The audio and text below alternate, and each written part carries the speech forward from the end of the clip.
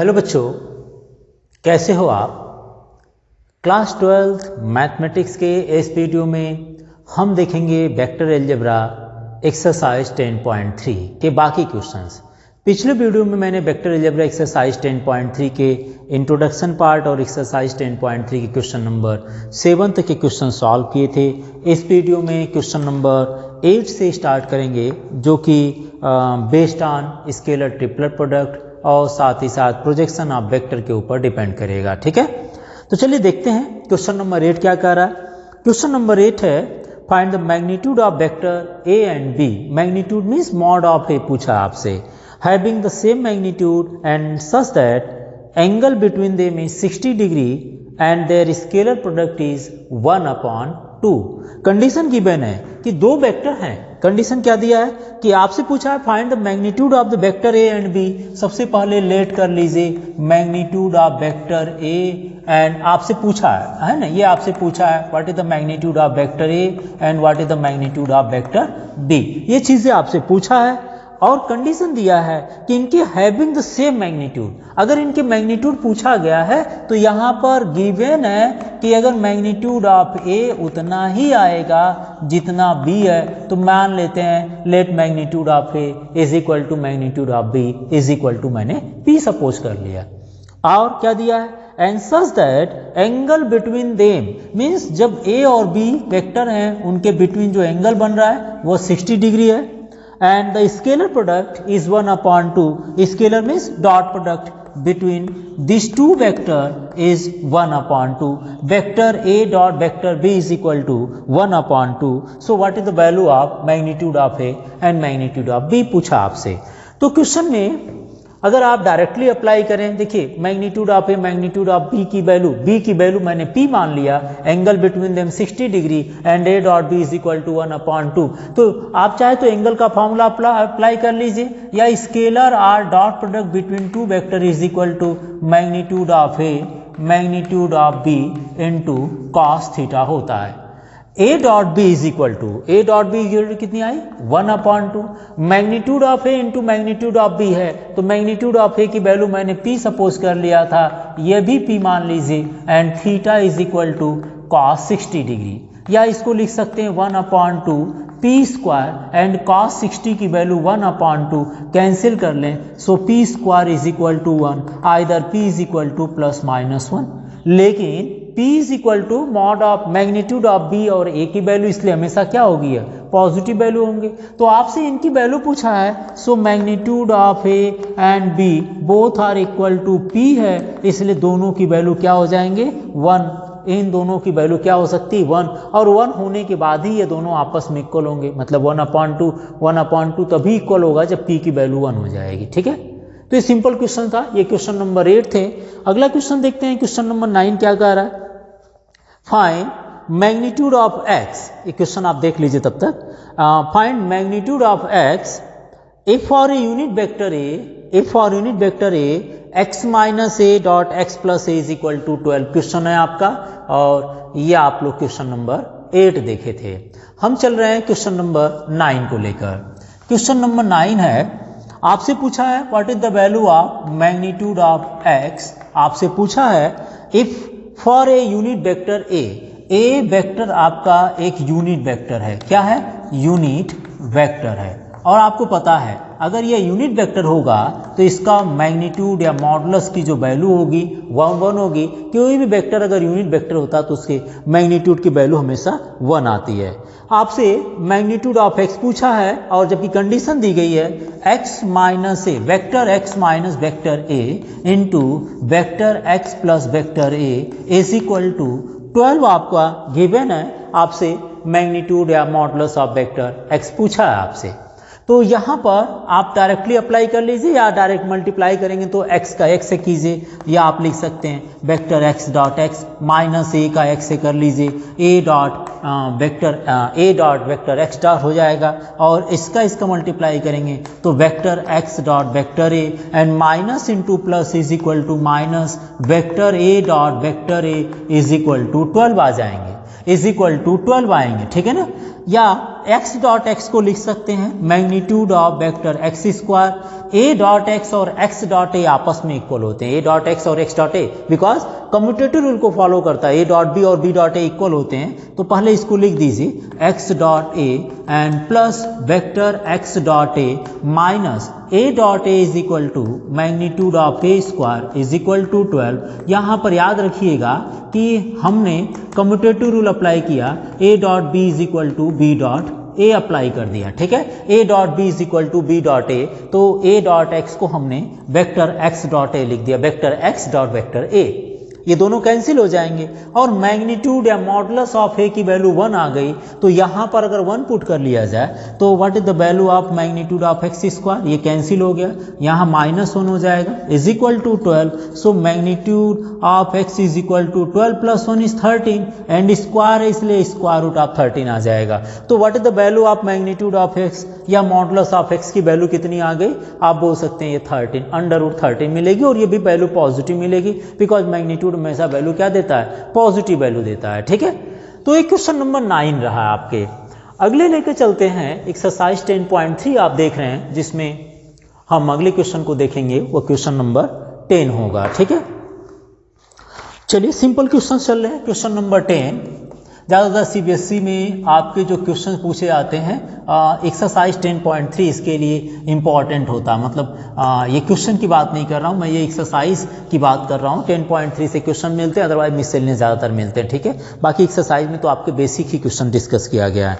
तो question number 10 की बात कर रहे हैं, जिसमें vector a is equal to given है, vector a is equal to 2i plus 2j and plus 3k and similarly vector b is equal to minus i plus 2j and plus k, vector c is equal to 3i and plus 3i cap and plus j cap. So आपसे पूछा है कि such that a B c 3 vector है, आज such that vector a plus lambda vector b, vector a plus lambda vector b is perpendicular, perpendicular है किसके, vector c के, perpendicular का सिंबल हो गया। Such that vector a plus lambda vector b is perpendicular to vector c, so what is the value of lambda आपसे पूछा है। अगर ऐसा केस बनता है जिसमें a plus lambda b is perpendicular to vector c हो जाए, तो वहां पर लेमडा की वैल्यू क्या हो सकती है, ठीक है। तो अगर आप देखें सबसे पहले a plus lambda b perpendicular vector c है। जब दो वेक्टर आपस में परपेंडिकुलर होते हैं तो दोनों के बीच का डॉट प्रोडक्ट 0 होता है, मतलब इस वेक्टर का और इस वेक्टर का डॉट प्रोडक्ट आप इक्वल टू 0 रखेंगे और वहां से लेमडा की वैल्यू फाइंड करेंगे। लेकिन उससे पहले क्या फाइंड करना है, पहले a plus lambda b find करना है। तो हम सबसे पहले vector a plus lambda vector b find करेंगे। वेक्टर a की वैल्यू आपके पास कितनी है, 2i plus 2j and plus 3k, 2i plus 2j and plus 3k plus lambda and vector b is equal to minus i plus 2j and plus k, minus i plus 2j and plus k। तो यहाँ से a plus lambda की multiply कर लेते हैं। जब multiply करेंगे तो यह हो जाएगा 2i plus 2j and plus 3k, lambda का मल्टीप्लाई कर लीजिए, minus lambda i, lambda into 2 is equal to 2 lambda j एंड lambda into k is equal to lambda unit vector k हो जाएंगे। अब कलेक्शन करते हैं i वेक्टर को i के साथ। तो i और i दोनों में से अगर कॉमन लेते हैं, i कैप को कॉमन लेते हैं, तो बचा कितना 2, यहाँ से कितना बच जाएगा माइनस लेमडा, 2 माइनस लेमडा बच जाएगा। यहाँ पर j है और ये j है, अगर आप j कैप को कॉमन लेते हैं, यूनिट वेक्टर j कॉमन लेते हैं, तो बचा कितना 2 प्लस 2 लेमडा बच जाएगा। नेक्स्ट आपके पास k है, 3k और लेमडा k है, यहाँ से यूनिट वेक्टर k कॉमन ले लीजिए, सो यह आ जाएगा 3 plus lambda into unit vector k हो जाएगा। और ये जो वैल्यू आ रही है वो आ रही है a प्लस लेमडा b की वैल्यू आ रही है, a प्लस लेमडा b की वैल्यू आई। a plus lambda b is perpendicular to vector c है, तो ऐसे कंडीशन में a प्लस लेमडा बी के डॉट प्रोडक्ट या स्केलर प्रोडक्ट c के साथ 0 हो जाएगा। तो आप लिखिए कि a plus lambda b perpendicular to c है, so dot product with c vector is 0। A plus lambda b is perpendicular to c है, so a plus lambda b की जो वैल्यू आई उसका डॉट प्रोडक्ट सी के साथ 0 करेंगे। तो ए प्लस लेमडा बी जो वेक्टर आया है उसको लिख लेते हैं सबसे पहले, ठीक है। तो ये कितना आया, आई, ये लिख लीजिए आई कैप 2 माइनस लेमडा प्लस जे कैप, और ये है 2 plus 2 lambda, 2 plus 2 lambda and plus unit vector के यूनिट वेक्टर है, यहाँ पर आपके आ जाएंगे 3 प्लस लेमडा, और इसका डॉट प्रोडक्ट करेंगे किसके साथ, डॉट प्रोडक्ट वेक्टर सी के साथ, and vector C is equal to 3i plus j है, 3i प्लस जे, 3i प्लस जे के साथ और इक्वल टू 0 रख देंगे। देखिए आपको पता है कंडीशन मैंने बताया भी था कि i dot i and j dot j is equal to k dot k करते हैं तो इसकी वैल्यू 1 होती है, लेकिन अदर के साथ डॉट प्रोडक्ट जैसे i डॉट जे या j डॉट k कर लीजिए या k डॉट i कर लेते हैं, k डॉट आई कैप, इनकी वैल्यू क्या होती है, 0 होती है। तो यहाँ पर i का ओनली i के साथ मल्टीप्लाई करें बिकॉज i डॉट आई 1 हो जाएगा, और j वाले पार्ट का j के साथ मल्टीप्लाई कर लेते हैं। अब i का j से मल्टीप्लाई करने कोई मकसद नहीं बिकॉज i डॉट जे 0 होगा, i वाले कोफिशिएंट का k के साथ मल्टीप्लाई करने से कोई फायदा नहीं बिकॉज i डॉट k 0 हो जाएगा। तो हमें ओनली i का i के साथ कर लेते हैं, j का j के साथ कर लेते हैं, और k पार्ट इसमें नहीं है, इस वेक्टर में k का कोफिशिएंट नहीं दिया है, k है ही नहीं, तो ऐसे में हम k को नहीं यूज करेंगे, इसको लिप कर देंगे, ओनली i का मल्टीप्लाई करते हैं। तो यहाँ पर i कोफिशिएंट 3 है और यहाँ i कोफिशिएंट 2 माइनस लेमडा है, सो इसको लिख दीजिए 3 इंटू 2 माइनस लेमडा, और j का कोफिशिएंट यहाँ 1 है, यहाँ पर 2 प्लस लेमडा है, इसलिए इसको लिख दीजिए 1 into 2 plus lambda, 2 plus 2 lambda which is equal to 0। देखिए हमने i कोफिशिएंट i के साथ मल्टीप्लाई कर दिया और j कोफिशिएंट 2 प्लस लेमडा को j के साथ मल्टीप्लाई कर दिए, तो ये मिल जाएंगे आपको 6 minus 3 lambda plus 2 lambda is equal to 0, either minus 3 lambda plus 2 lambda and 6 plus 2 is equal to minus 8, so minus lambda is equal to minus 8, then value of lambda is equal to plus 8 मिल जाएगा। आपसे पूछा है what is the value of lambda when a plus lambda b and c are perpendicular होंगे, इस case में lambda की value आपको 8 मिल जाएगी, ठीक है, लेमडा की वैल्यू आपकी 8 आ गई। अगला क्वेश्चन देखते हैं, क्वेश्चन नंबर 11, ठीक है। एक्सरसाइज 10.3 सीबीएसई के लिए, सीबीएसई एग्जामिनेशन में ज़्यादातर क्वेश्चन पूछे जाते हैं, इससे आप नोट कर लीजिए एक बार उधर से भी। a plus lambda vector b dot vector c का मल्टीप्लाई किया गया, ठीक है। तो रब कर रहे हैं यहाँ पर हम चल रहे हैं एक्सरसाइज 10.3 लेकर। अगला क्वेश्चन है, so that, question number 11, vector a, so that vector a mod of vector a into vector b plus mod of vector b into vector a, magnitude of vector b into vector a इस perpendicular, ये vector पूरा आपका, ये पूरा vector जो आपका है perpendicular है किसके, इस perpendicular to mod of vector b, mod of vector a into vector b minus mod of vector b into vector a, इसके परपेंडिकुलर चल रहा है। सो ऐसा आपको शो करना है, ये शो करना है कि a mod of vector a into b plus mod of vector b into a is perpendicular to this into this, है ना, दिस माइनस दिस, इस वेक्टर, ये दोनों आपस में परपेंडिकुलर है, ऐसा आपको शो करना है। तो परपेंडिकुलर के लिए कंडीशन क्या होती है कि मान लेते हैं कि ये दोनों परपेंडिकुलर होंगे अगर, तो इन दोनों वेक्टर का डॉट प्रोडक्ट आपका 0 होना चाहिए। कंडीशन तो ये है ना कि if a and b are two vector then their perpendicular, their dot product या स्केलर प्रोडक्ट इज 0 हो।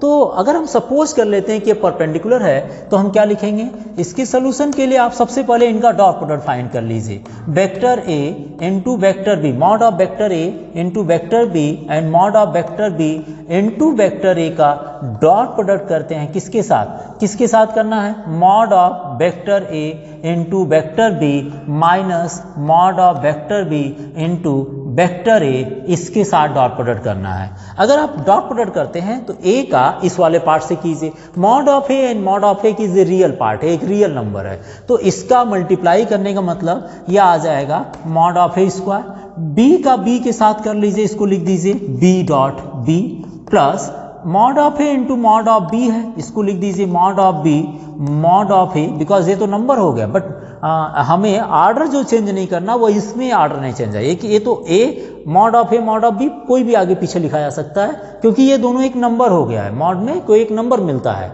लेकिन जो वेक्टर होता है वो आर्डर में ही लिखा करते हैं, कि अगर ए का बी के साथ डॉट प्रोडक्ट करें तो ए डॉट बी ही लिखेंगे, उसको बी डॉट ए मत लिखिए तुरंत, ठीक है ना। अच्छा, ए डॉट बी हो गया, माइनस आपने इसका मल्टीप्लाई जब करें तो mod of A into mod of b, यहाँ हो जाएगा mod of a and mod of b, या magnitude of A magnitude of b, into b का ए के साथ कर दीजिए vector b dot vector a, और साथ ही साथ minus into plus is minus and magnitude of b square, इसका और इसका आपस में मल्टीप्लाई कर रहे हैं, ए का ए के साथ मल्टीप्लाई कीजिए, सो वो हो जाएंगे vector a dot a is equal to, हमें जीरो लाना है, हमें क्या लाना है, जीरो लाना है। अब यहाँ पर इसको लिख दीजिए मैग्नीट्यूड ऑफ ए स्क्वायर, किसी दो वेक्टर का डॉट प्रोडक्ट उसके मैग्नीट्यूड के स्क्वायर के इक्वल होता है, ये आप जानते हैं, बी डॉट बी को मैग्नीट्यूड ऑफ बी का स्क्वायर लिख सकते हैं। Similarly mod of vector b and magnitude of vector A and A dot b को आप रहने दीजिए ऐसे ही। यहाँ पर देखिए ये दोनों आपके पहले बी लिख दीजिए चाहे ए लिख दीजिए, क्योंकि दोनों रियल नंबर है, और बी डॉट ए को आप लिख सकते हैं a dot b, dot product scalar commutative rule को फॉलो करता है, तो बी डॉट ए को आप ए डॉट बी लिख सकते हैं, क्योंकि आप भी जानते हैं, minus magnitude of vector b square, और ए डॉट ए को लिख दीजिए मैग्नीट्यूड ऑफ ए स्क्वायर। तो ये दोनों कैंसिल हो जाएंगे, ब्रैकेट में लिख दीजिएगा since b dot a is equal to a dot b and a square plus b square और minus a square plus b square, क्योंकि ये दोनों नंबर है, ये दोनों नंबर है, मैग्नीट्यूड पे एक नंबर है, ये भी नंबर है, दोनों एक प्लस एक माइनस होने पर ये भी कैंसिल आउट हो जाएंगे।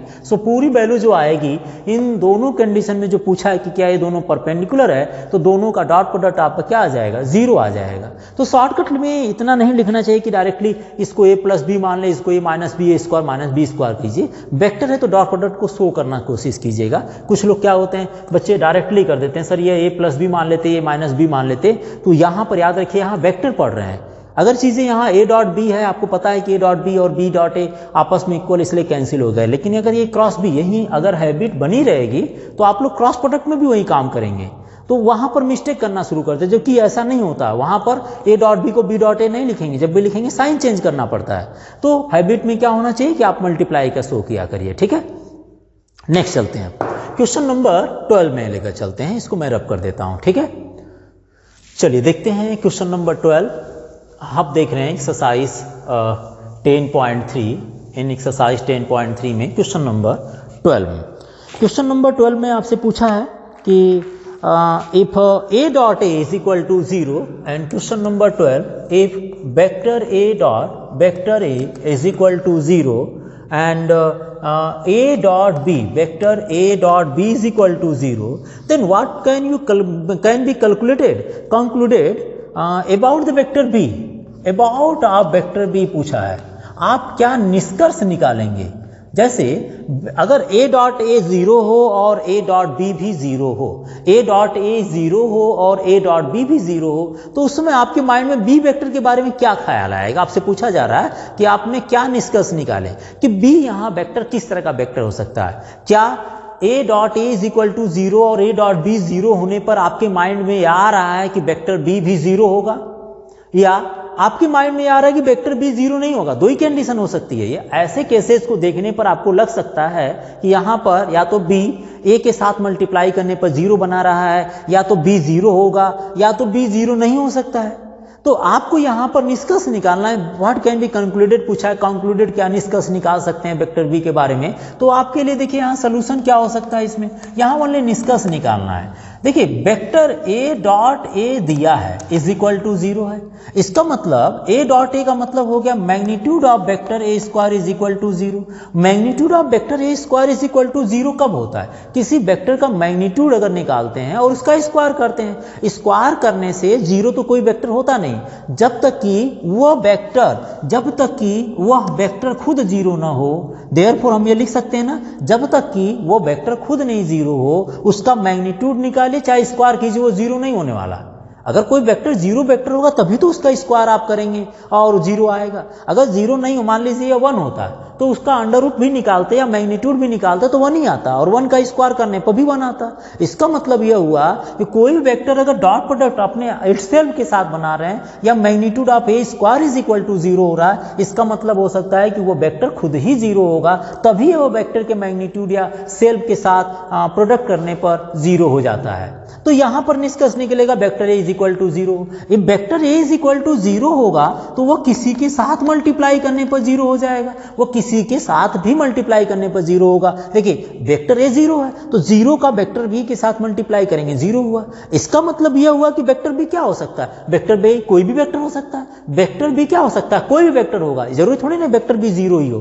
तो वेक्टर बी क्या लिख सकते हैं, therefore vector b can be any vector, can be any vector, कोई भी वेक्टर हो सकता है, वो जीरो नॉन जीरो दोनों हो सकते हैं। मतलब जीरो भी लिखेंगे तब भी जीरो डॉट जीरो हो सकता है, और बी जीरो नहीं भी हो सकता है, बी जीरो नहीं भी हो सकता है। भाई देखिए कह नहीं सकते हैं कि बी जीरो होगा, बी के जीरो होने का कोई कंडीशन नहीं यहाँ पर है कि वेक्टर बी जीरो होगा तभी इन दोनों का डॉट प्रोडक्ट जीरो होगा, क्योंकि ए तो खुद जीरो है और जीरो के साथ किसी वेक्टर का मल्टीप्लाई करेंगे वो वेक्टर जीरो हो जाएगा। इसका मतलब वेक्टर बी कुछ भी हो सकता है, वेक्टर बी कोई भी वेक्टर हो सकता है, ओनली आपका आंसर ये होगा। ठीक है ना। अब वो कौन सा वेक्टर होगा ये जरूरी नहीं, बिकॉज यहां पर आपने वेक्टर बी के बारे में मेंशन नहीं किया है, तो आप वेक्टर बी कोई भी वेक्टर होगा ये आप आंसर लिख देंगे, vector b can be any vector. ठीक है, अगले क्वेश्चन को देखते हैं, क्वेश्चन नंबर 13। क्वेश्चन नंबर 13 में आपसे पूछा है कि a B c are unit vectors हैं, vector a vector b and vector c are unit vector है, and such that vector a plus vector b plus vector c is equal to 0.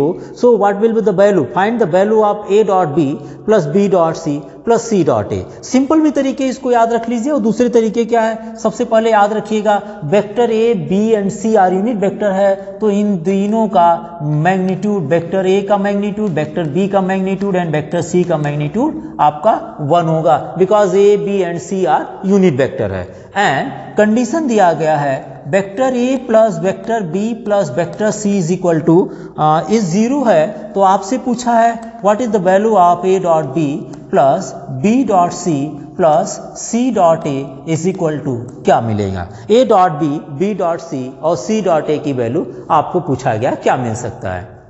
यहां पर आप देखिए आपसे a plus b plus c is equal to zero दिया है। अगर हमें ये वैल्यू पूछा गया तो आप नॉर्मली अगर देखें तो a plus b plus c का होल स्क्वायर होता है a square plus b square plus c square plus 2ab b c and plus c a, 2 in bracket a b plus b c plus c a, ये formula आप लोग जानते हैं। अगर उस फार्मूले को भी माइंड में रखें तो ए बी सी की वैल्यू दी गई है और a plus b plus c zero है, तो ए बी बी सी सी ए की वैल्यू पूछा, इसका मतलब 2ab plus 2bc plus 2ca की वैल्यू आपसे पूछा जा रहा है। ऐसे वेक्टर को सॉल्व करने के लिए आप डायरेक्टली वो फार्मूला तो अप्लाई नहीं कर सकते, बिकॉज वो रियल नंबर्स के लिए होता है। यहां पर वेक्टर कर रहे हैं इसलिए वेक्टर ए का वेक्टर ए प्लस आप लिख दीजिए vector a plus vector b plus vector c का डॉट प्रोडक्ट इटसेल्फ के साथ कर दे रहे हैं। मैंने vector b plus vector C is equal to zero दिया है, तो चलिए मैंने a plus b plus c का a plus b plus c के साथ डॉट प्रोडक्ट कर रहे हैं। ये कितना आ जाएगा, ए का ए के साथ करिएगा ए डॉट ए, जिसको मैग्नीट्यूड ऑफ ए स्क्वायर लिख देंगे, प्लस बी का ए के साथ करेंगे तो बी डॉट ए आएगा, सी का ए के साथ करेंगे तो सी डॉट ए आएगा, और सिमिलरली बी का ए के साथ करेंगे तो ए डॉट बी हो जाएगा, और बी का बी के साथ करेंगे तो यह आ जाएगा मैग्नीट्यूड ऑफ बी स्क्वायर। मैंने बी डॉट बी की जगह मैग्नीट्यूड ऑफ बी स्क्वायर लिख दिया, और बी का सी के साथ कर रहे हैं, इसको लिख दीजिए vector C dot vector B, और सी का ए के साथ कर लीजिए, इसको लिख दीजिए vector a dot vector c, और बी का सी के साथ कर लीजिए,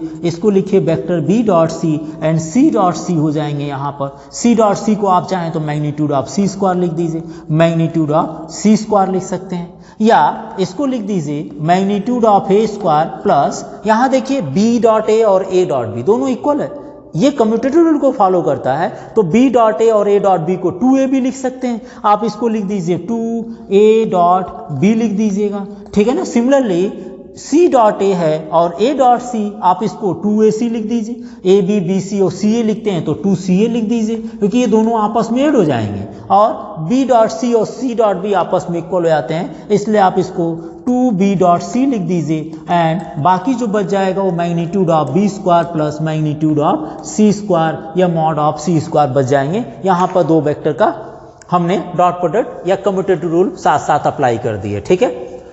नेक्स्ट में क्या मिल जाएंगे आपको, नेक्स्ट में अब इनकी वैल्यू आप देखिए, इधर क्या लिख सकते हैं, a plus b plus c dot a plus b plus c को हम क्या लिख सकते हैं, दो वेक्टर का डॉट प्रोडक्ट होता है, उस वेक्टर, उस पूरे वेक्टर के मैग्नीट्यूड का स्क्वायर हो जाता है, यही ना होगा, a plus b plus c का whole square is equal to a plus vector b plus vector c into a plus b plus c, इसी तरह से vector a plus vector b plus vector c. तो इन दोनों का dot product is equal to कितना आ गया था, यह आया मैग्नीट्यूड ऑफ ए स्क्वायर और magnitude of b square and magnitude of c square plus बाकी जो बचा, अगर इसमें से 2 कॉमन ले लें तो यह हो जाएगा a dot b plus b dot c plus c dot a dot b plus b dot c plus c dot a, and magnitude of a plus b plus c is equal to given. देखिए vector addition अगर 0 है, 3 vector का सम अगर 0 है तो इसके magnitude की value भी 0 होगी, तो 0 का square is 0, and magnitude of A is equal to 1 है, लिख दीजिए 1 का square 1, magnitude of B is equal to 1 है, सो 1 का square is 1, and magnitude of c is equal to 1 है, सो 1 आ जाएंगे, and plus 2a dot b, b dot c and c dot a आ जाएगा, या इसको लिख दीजिए -3/2 which is the value of a dot b, b dot c and c dot a, ठीक है। ये वेक्टर है, आप इसको वेक्टर एरो जरूर बना दिया करिए, ठीक है, वेक्टर c डॉट ए हो जाएंगे, ये सब वेक्टर रहेंगे, एरो बनने में जल्दबाजी हो जाती है, ठीक है। तो ये ए बी बी सी सी ए की वैल्यू आ गई, आपको शॉर्टकट नहीं करना, मैंने आपको बता दिया क्योंकि आप वेक्टर पढ़ रहे हैं इसलिए आप उसके प्रोडक्ट को दिखाइएगा, और जहाँ पर बी डॉट ए और ए डॉट बी लिख रहे हैं वहाँ पर उसको बता दीजिए कि हमने यहाँ पर a dot B is equal to b dot a या c dot a is equal to a dot c, ये कंडीशन अप्लाई की है, ठीक है। ये आपका क्वेश्चन नंबर 13 है। नेक्स्ट देखते हैं क्वेश्चन नंबर 14, एक बार इसको मैं रब कर देता हूं, आप देख लीजिए। अगला लेकर चलते हैं क्वेश्चन नंबर 14। क्वेश्चन देखिए बहुत इजी, एक्सरसाइज 10.3 के हैं। आप देख रहे हैं स्केलर डॉट प्रोडक्ट है, scalar or dot product between 2 vector है। ट्रिपलेट प्रोडक्ट भी पढ़ते हैं जो कि इस बार हटा दिया गया सिलेबस में, लेकिन इनको भी मैं पढ़ा दूंगा आपको। क्वेश्चन नंबर 14 को देखते हैं।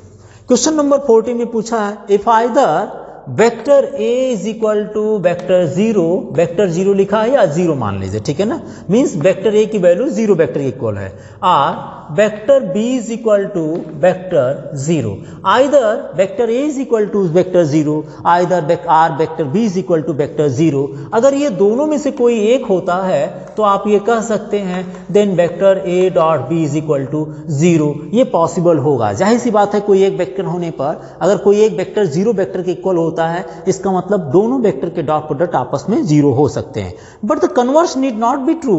आपसे पूछा है कन्वर्स, इसका मतलब converse need not be true आपसे पूछा है कि इसका उल्टा होने पर ये क्या ट्रू नहीं होगा। जस्टिफाई और answer, converse need not be true, justify और आंसर विथ एन एग्जांपल आपसे पूछा है। आपसे देखिए यहाँ कंडीशन दिया है वेक्टर ए और वेक्टर बी दोनों 0 है, या तो a 0 हो या तो b 0 हो, जाहिर सी बात है दोनों का डॉट प्रोडक्ट 0 होगा। तो क्या अगर मैं a 0 न लूँ, न तो a 0 न लूँ तो b 0 लूँ, तब भी क्या इनका डॉट प्रोडक्ट 0 हो सकता है? न तो मैं a 0 लूँ, कन्वर्स का मतलब हम उल्टा कर देते हैं, आइदर a और b कहा है तो मैं लिखूँ नाइदर, न तो a 0 हो न तो b 0 हो, बट फिर भी लिखा हूं मैं कि ये ट्रू हो सकता है, converse need not be true. आपसे पूछा है कि then a dot B is equal to 0, तो क्या a डॉट बी 0 नहीं होगा? अगर ना तो a 0 होने पर ना तो b 0 होने पर a डॉट बी 0 नहीं होगा, ऐसा आपको पूछा है। तो मैं यहाँ पर दिखाना कोशिश करूंगा कि ना तो a 0 हो रहा है ना तो b 0 हो रहा है, लेकिन फिर भी a डॉट बी 0 हो जाएगा। ऐसा हो सकता है, कैसे हो सकता है जरा देखिए इसका सोल्यूशन। आप ले लीजिए vector a is equal to i minus j, simple एक ले लिया, और vector b is equal to आप ले लीजिए i प्लस जे, लिख सकते हैं i minus j, i plus j. हम क्यों i जे के 3 लें, हम तो 2 भी ले सकते हैं, i माइनस जे और i प्लस जे लेते हैं। ये दोनों वेक्टर आपको पता है कि magnitude of vector a not equal to 0 है, और मैग्नीट्यूड ऑफ वेक्टर b भी निकालेंगे तो ये नॉट इक्वल टू 0। ये दोनों वेक्टर 0 वेक्टर तो है नहीं। जब दोनों वेक्टर जीरो नहीं है तो आप ये कह सकते हैं क्या, a डॉट बी। अब जरा देखते हैं इन दोनों का multiply, that means i minus j का मल्टीप्लाई या i माइनस जे का डॉट प्रोडक्ट कर रहे हैं i प्लस जे के साथ। i dot i is equal to 1 हो जाएगा और minus j dot j is equal to 1। बाकी i डॉट जे करेंगे तो 0 हो जाता है, j डॉट i करेंगे तो 0 होगा। इसका मतलब a डॉट b मीन्स यहाँ पर न तो a 0 है न तो b 0 है, but a dot b is equal to 0। ये आपने एग्जाम्पल सेटिस्फाई कर दिए। ये जरूरी थोड़ी ना है कि आपके a और b, a या b में से कोई एक 0 होने पर ही दोनों वेक्टर का डॉट प्रोडक्ट 0। ऐसा भी हो सकता है ना तो a 0 ना तो b 0, लेकिन इनके डॉट प्रोडक्ट आपस में 0 हो सकते हैं। ठीक है, ये आपका क्वेश्चन नंबर 14 है। एक बार आप इसको नोट कीजिए, 2-3 क्वेश्चन और डिस्कस कर लेते हैं इसके बाद। Question number 15। क्वेश्चन नंबर 15 है, if the vertices a B c of a triangle a B c are 1 2 3 -1 0 0 and 0 1 2, these are the vertices of triangle a B c है। So find the angle a B c पूछा और hint भी दे दिया है, angle a B c is the angle between the side between the vector b a and b c दिया है। ठीक है, तो चलिए मैं यहाँ पर सबसे पहले ए बी सी एक ट्रायंगल बना लेता हूँ। और ये ट्रायंगल राइट एंगल ट्रायंगल तो है नहीं, इसलिए नॉर्मली कोई भी एक ट्रायंगल का फॉर्मेट आप ड्रा कर सकते हैं। A B c the triangle है and the vertices of this triangle are 1, 2, 3 and the vertices of triangle be 1, 0, 0 and the vertices of C vector is 0, 1 and 2 है। आपसे पूछा है what is the angle, angle आपसे पूछा है, angle a B C की value पूछा है। ठीक है ना, what is the angle of A B C. A B c का मतलब हुआ बी पॉइंट पर बनने वाला एंगल। देखिए बी पॉइंट पर बन रहा है ना, यह आपसे पूछा है बी पॉइंट पर बनने वाले एंगल जो दो साइड के बिटवीन बना है, कौन से, साइड बी ए और बी सी साइड के बिटवीन बनने वाले एंगल है। ये साइड है आपका बी ए है और ये साइड क्या है, बी सी। अगर ये दोनों साइड की लेंथ पता कर लें हम, या दोनों साइड के बी सी साइड को फाइंड कर लें, या पोजीशन वेक्टर आप बी सी फाइंड कर लें एंड पोजीशन वेक्टर आप ए बी ए फाइंड कर लें, तो इनके बिटवीन बनने वाला एंगल जो कॉस बी है, इसको आप चाहें तो कॉस बी या इसको थीटा मान लीजिए। तो आपसे इस थीटा की वैल्यू पूछा है, what is the value of angle, ये थीटा। ठीक है ना, थीटा की वैल्यू पूछा आपसे।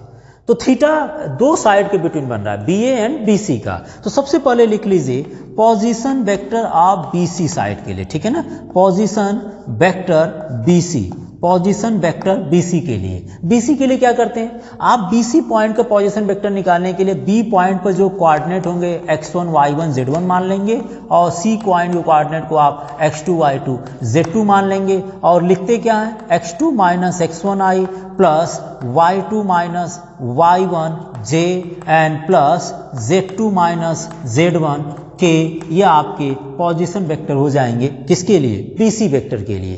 तो यहाँ पर x2 minus x1 is 0 minus 1, सो 0 और माइनस ऑलरेडी तो minus minus plus 1, that means 0 plus 1 i हो जाएगा। और y2 minus y1 means 1 minus 0, आप लिख लीजिए 1 माइनस 0 j, और z2 minus z1 means j2 minus 0 आ जाएगा, 2 माइनस 0 k, या इसको लिख सकते हैं i plus J, I plus J and plus 2k, वह आ गया पोजीशन वेक्टर ऑफ BC आ गया।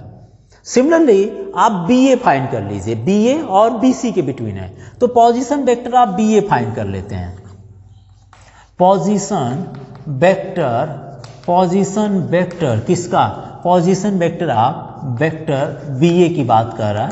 तो BA मीन्स आप इसको फाइनल में से इनिशियल माइनस करते हैं, मीन्स 1 में से -1 को माइनस करेंगे। डायरेक्ट लिख रहा हूं यहाँ पर ए में से एक पॉइंट के जो पॉइंट ए है उसके वर्टिसेस से जो कोऑर्डिनेट, उसमें से बी पॉइंट के जो वर्टिसेस से कोऑर्डिनेट होगा उसको माइनस करेंगे। तो यह हो गया 1 में से -1 को माइनस कर रहे हैं, तो 1 माइनस माइनस प्लस 1 आई प्लस 2 में से 0 को माइनस कर लीजिए, तो यह आ गया 2 माइनस 0 जे एंड प्लस 3 में से 0 को माइनस कीजिए, तो यह आ गया 3 माइनस 0 के। तो पोजीशन वेक्टर आप BA की बात कर रहे हैं, BA वेक्टर कितना होगा, 1 plus 1 is 2i and 2 minus 0 that means 2j और 3 minus 0 is equal to 3k। तो यहाँ पर वेक्टर BA आपसे मिल गया।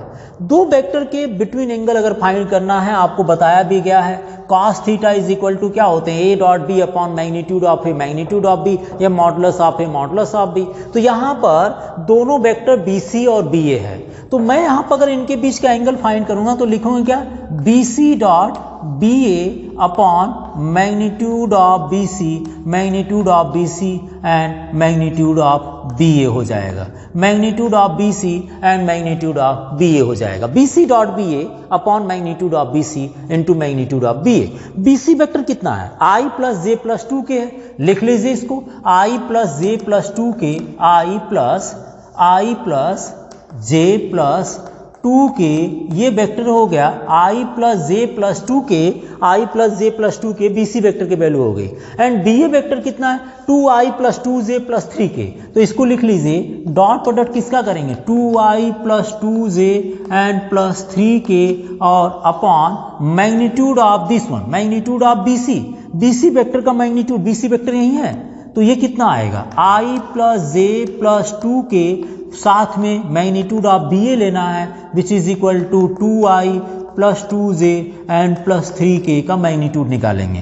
डॉट प्रोडक्ट करने जा रहे हैं तो I का I के साथ प्रोडक्ट कीजिएगा, I dot I that means 2 into 1 is 2, I का J के साथ करेंगे तो 0 ही हो जाएगा, इसलिए ओनली J का J के साथ, तो 2 into 1 is plus 2 and 2 into 3 is plus 6 upon under root, यहाँ आ जाए कितना, इसका मैग्नीट्यूड निकालने जा रहे हैं, तो ये हो गया 1 का स्क्वायर इज 1, J का कोफिशिएंट 1 है इसलिए इसका स्क्वायर, एंड K का कोफिशिएंट 2 है तो 2 का square is 4 and under root 2 का स्क्वायर इज 4 एंड 2 का स्क्वायर इज 4 एंड 3 का स्क्वायर इज 9, तो 6 plus 2 8, 8 plus 2 is 10 upon under root 4 plus 1 5.6 into 9 4 13 117 हो जाएगा, है ना, 17 हो जाएंगे। या आप थीटा इज इक्वल टू लिखेंगे तो यह आ गया cos inverse 10 upon under root 17 into 6 कर लीजिए, या जितना भी मल्टीप्लाई करना हो, मेरे हिसाब से यही सही रहेगा, 6 1 जा 42 एंड 6 1 जा 6 प्लस 4 इज 10,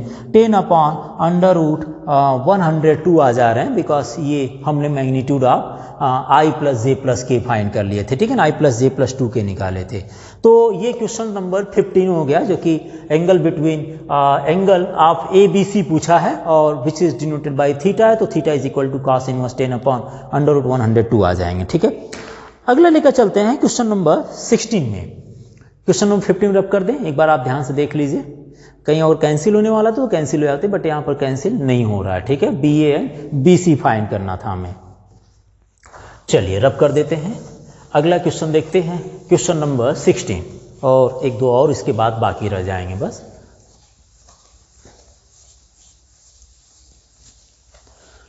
क्वेश्चन नंबर 16 में क्या कह रहा है, क्वेश्चन नंबर 16 है, so that the point A, B and C are collinear है।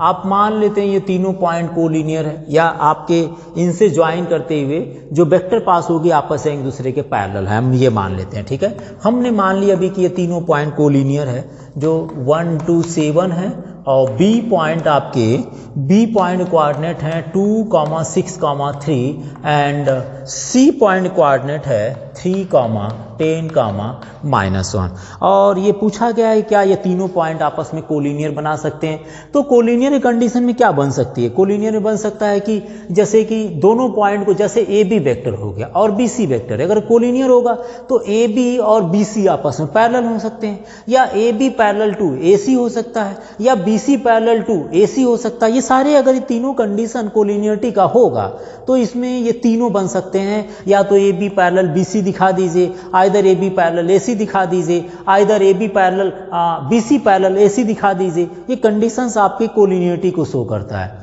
हम यहाँ पर सबसे पहले AB निकाल लेते हैं और AC निकाल लेते हैं। क्या AB और AC, अगर वैसे भी देखना चाहे कोलिनियरिटी का, नहीं तो आप निकाल लीजिए AB वेक्टर निकाल लीजिए, position vector of AB, position vector of BC निकाल लीजिए और पोजीशन वेक्टर ऑफ AC निकाल लीजिए। देखेंगे AB plus BC is equal to AC बनना चाहिए। क्या मतलब, इनके बीच का distance magnitude of AB magnitude of BC का whole square is equal to magnitude of AC का होल स्क्वायर। भाई मैग्नीट्यूड निकालेंगे तो ये डिस्टेंसेस बराबर हो जाएंगे, तब भी आप बता सकते हैं।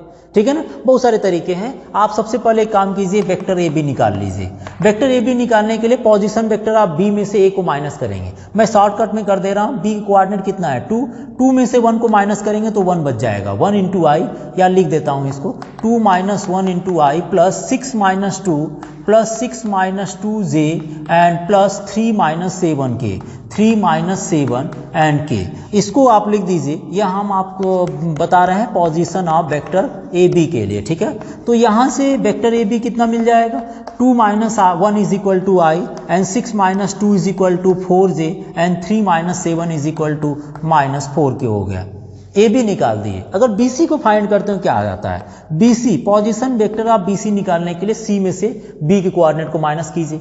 3 माइनस 2 क्या लिखेंगे, 3 माइनस 2 आई, नेक्स्ट आ जाए कितना प्लस 10 में से 6 को माइनस कर लीजिए, 10 माइनस 6 जे एंड प्लस -1 में से -3 को माइनस कर लीजिए और यहाँ के हो जाएगा, ठीक है ना, के आ जाएंगे। या इसको लिख दीजिए I 10 minus 6 is equal to 4 J and -3 -1 is 4 K. आप देख सकते हैं ये दोनों अगर ए बी सी अगर कोलिनियर नहीं होता तो A B is equal to, देखिए दोनों सेम टू सेम आ गया, ठीक है ना, सेम आ गया ना, तब भी पैरेलल हो सकते हैं। अगर ये भी नहीं करना चाहें तो आप ए सी निकाल लीजिए। क्या निकालें, ए सी निकाल लीजिए। सी में से ए को माइनस कर लीजिए, 3 माइनस 1 इज कितना आएगा, 2 आई आ गया, 3 minus 1 is equal to 2 I, 10 minus 2 कर लीजिए कितना आएगा, 10 minus 2 is equal to 8 J, -1 में से 7 को माइनस कीजिए तो ये आ जाएगा -8 के।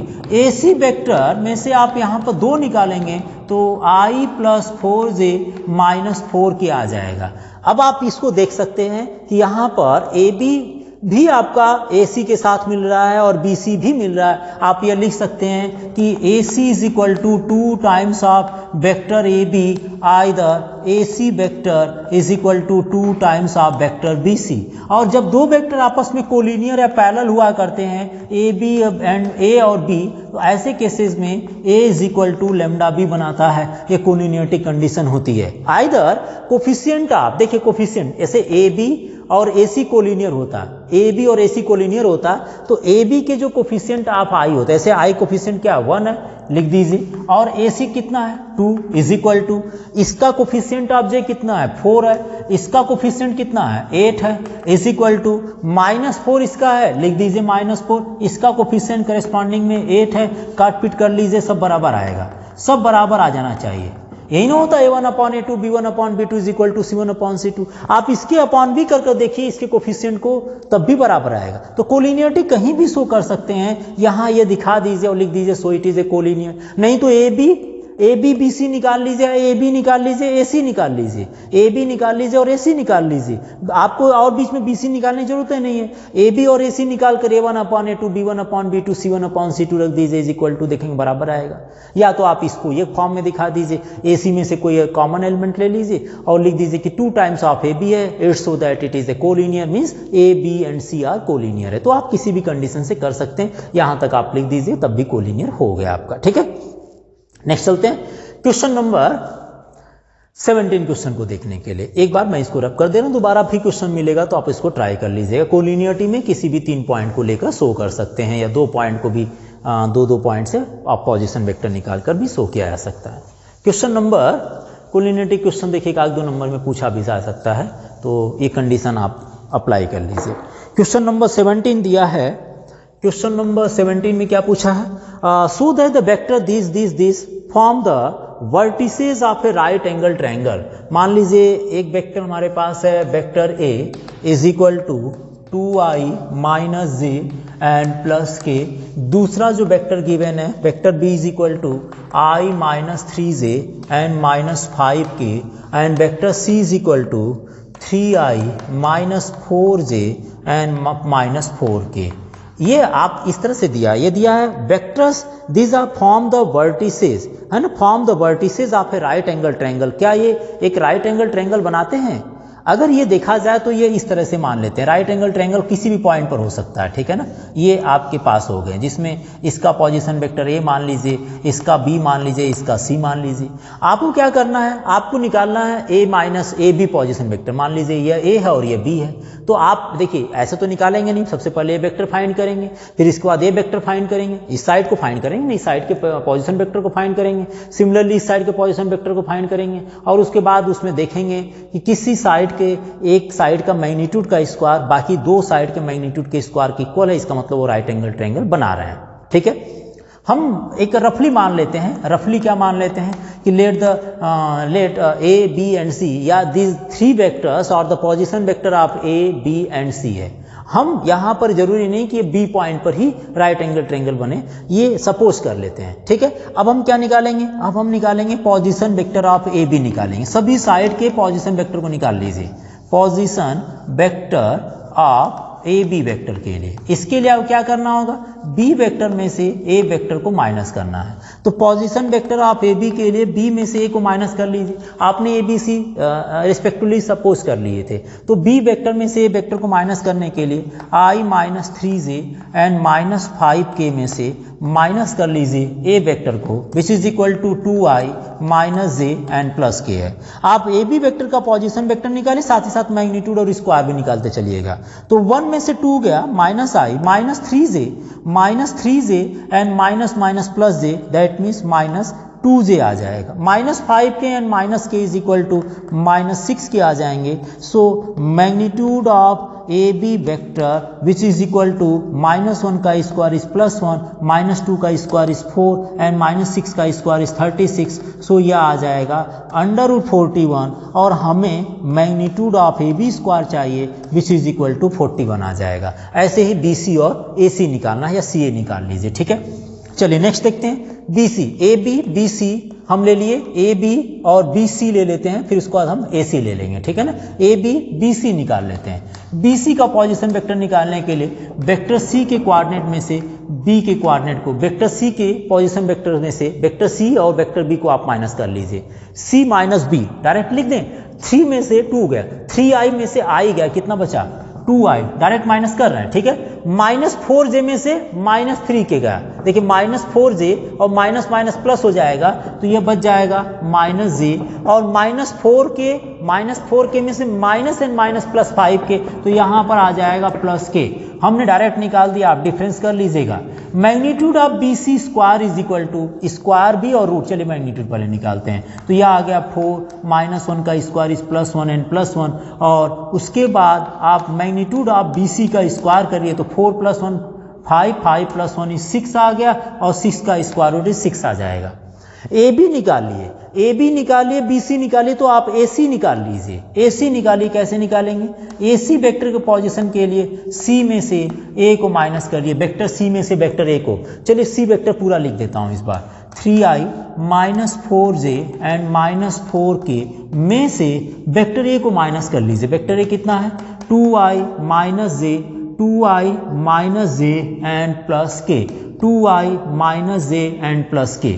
So vector A C is equal to कितना आएगा, 3i में से 2i गया, कितना बचा i, -4j and minus minus plus K, so -3j हो गया, -4k and minus K is -5k हो गया। तो यहाँ से वेक्टर ए सी का पोजीशन वेक्टर निकाल लीजिए, कितना आएगा, 1 का स्क्वायर इज 1, -3 का स्क्वायर इज 9 एंड -5 का स्क्वायर इज 25, 25 + 9 इज 34 and 30 + 1 is 35। So magnitude of A C square is equal to √35 का स्क्वायर निकाल लीजिएगा, तो ये 35 आ जाएंगे। इसमें देखना है क्या कि किसी एक साइड का स्क्वायर क्या बाकी दो साइड के स्क्वायर के इक्वल हो रहा है, तो यहाँ देख सकते हैं मैग्नीट्यूड ऑफ ए बी, यहाँ पर वेक्टर ए बी का square, magnitude of vector A B square is equal to यहाँ पर बन रहा है बी सी स्क्वायर और ए सी स्क्वायर के मैग्नीट्यूड के स्क्वायर के इक्वल पर। यहाँ देखिए बी सी स्क्वायर So ये 41 is equal to 35 plus 6, then 41 is equal to 41. So this vector form the vertices of a right angle triangle, क्योंकि ये vertices बना रहे हैं, क्योंकि इसमें जब ये vertices बना रहे हैं और हम इसके बेसिस पर जो साइड बन रही है उस साइड के पोजीशन वेक्टर को निकाल रहे हैं, तो उसमें किसी एक साइड का स्क्वायर बाकी दो साइड के मैग्नीट्यूड के स्क्वायर के इक्वल हो जा रहा है। ऐसे केसेस में ये राइट एंगल ट्रायंगल के वर्टिसेस है माना जा सकता है। ठीक है, अगला क्वेश्चन देखते हैं। क्वेश्चन नंबर लास्ट है 18 है, मैं इसको अप कर दे रहा हूं, आप एक बार ध्यान से देख सकते हैं। इसमें डायरेक्टली ये नहीं करना है कि magnitude of A, magnitude of B, magnitude of C, because ये साइड नहीं दिया है, ये वर्टिसेस के दिए हैं। ये वर्टिसेस से कोऑर्डिनेट है या वर्टिसेस जो पॉइंट है उसको वेक्टर फॉर्म में लिखा है, ठीक है ना, इसलिए इसको पॉइंट मत मानिएगा। And question number 18 and last question है question number 18। If vector A is a non-zero vector of magnitude A, vector A is a non-zero of magnitude of vector A, मतलब vector A का magnitude A दिया है and lambda is a non zero scalar है, then आपसे पूछा है lambda vector A, lambda into vector A is a unit vector होगा। अगर ये यूनिट वेक्टर होगा मतलब इसका मैग्नीट्यूड 1 के बराबर होगा। कब होगा आपसे पूछा है, ऑप्शन क्या बन सकता है, जब lambda magnitude vector A is equal to 1 होगा। कब होगा, जब मैग्नीट्यूड ऑफ लैम्डा और मैग्नीट्यूड ऑफ ए, या हम बोल सकते हैं इसमें इन दोनों की वैल्यू तब बराबर होगी जब लेफ्ट हैंड साइड लीजिए मैग्नीट्यूड ऑफ लैम्डा और मैग्नीट्यूड ऑफ ए की वैल्यू ए हो गई। तो आपसे पूछा है कि जब आप यहाँ लिख दीजिए लैम्डा इज इक्वल टू 1 हो तब होगा, नहीं मानेंगे। When lambda is equal to -1 हो तब होगा, नहीं होगा। When a is equal to magnitude of lambda हो या ए इज इक्वल टू, ये देखिए a is equal to magnitude of lambda हो तब भी नहीं होगा। अगर हम डी ऑप्शन को पुट करें, डी ऑप्शन दिया है a is equal to 1 upon lambda, इसमें पुट कर दीजिए तो यह आ जाएगा magnitude of lambda into A is equal to 1 upon lambda है, इंटू लिख दीजिए 1 अपॉन लैम्डा, ये दोनों कैंसिल हो जाएंगे, 1 आ जाएगा। तो ऑप्शन डी करेक्ट हो जाएगा। ये आपका एक इसका मैग्नीट्यूड या मॉडुलस जब निकालेंगे तो वो 1 के बराबर तभी होगा जब a is equal to 1 upon lambda हो जाएगा। ठीक है, तो इसके बाद ये scalar product between two vector ये कंप्लीट होते हैं क्वेश्चन नंबर 18 के बाद। आप इसको देखिए, हम मिलते हैं अगले वीडियो में फिर।